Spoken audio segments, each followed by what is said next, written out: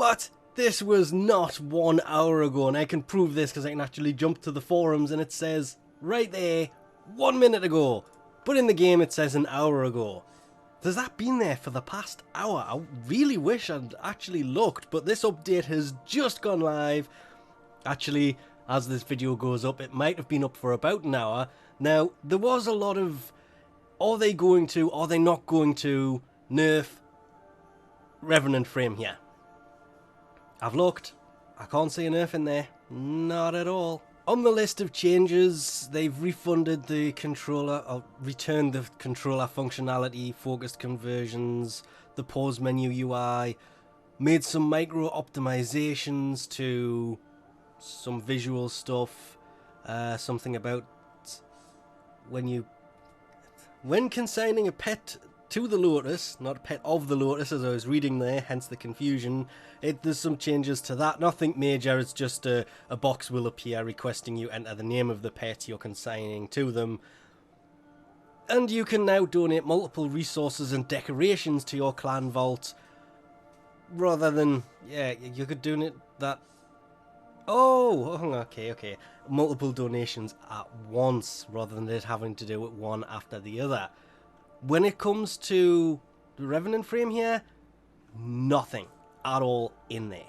The big part of this, of course, is the fact that there are 4 new augments. The first, of course, being Mending Splinters, which is for Splinter Storm. It's an augment for Gara, which, for every target affected, Splinter Storm heals 3 health, or healths. I'm assuming that means health per second, or it's a typo. I'm going to say it's health per second, because that's would 3 healths, but that just wouldn't make any sense. Available, of course, from the Arbiters of Hexus or from New Loka. Then there is an augment for Khora's Whipclaw. I thought the Whipclaw was a weapon. That was the Ripclaw. This is an ability.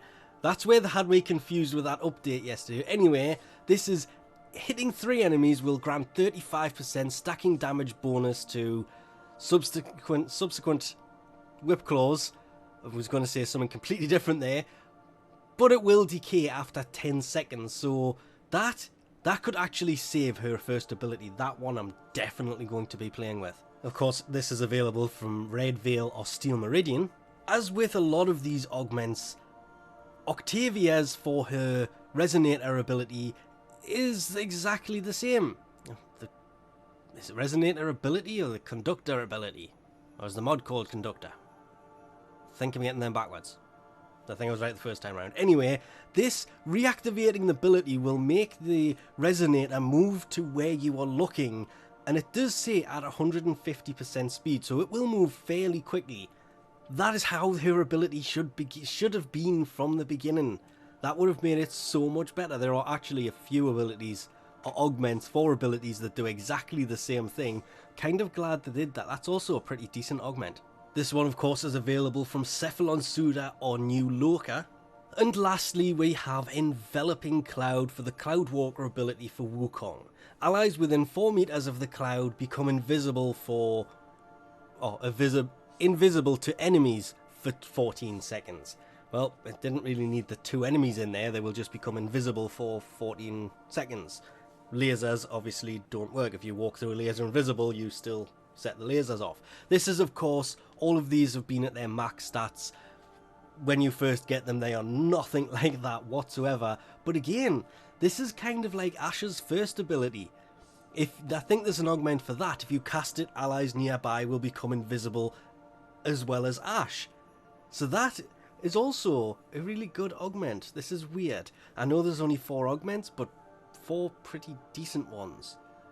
And I honestly do think I'm going to start with the Khora one, because her Whipclaw is her biggest weakness when it comes to her abilities. So granting a 35% stacking damage bonus, yes, it's still going to work the same as it does, but that little bit extra damage may actually save her, because the main reason I haven't used her as much as I have the Revenant Frame here, because yeah, I've actually put way too many Former into him. He's only level 25 at the minute, and I think I'm on Former 5.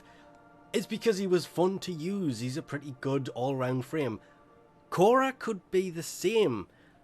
if it wasn't for her first ability, I would have used her a lot more. So really looking forward to actually using that one. But that's about it for now. As always, there will be a link to this in the description below if you want to go to the forums and actually read that. We'll leave this off here for now. Thanks for watching, and I'll catch you next time.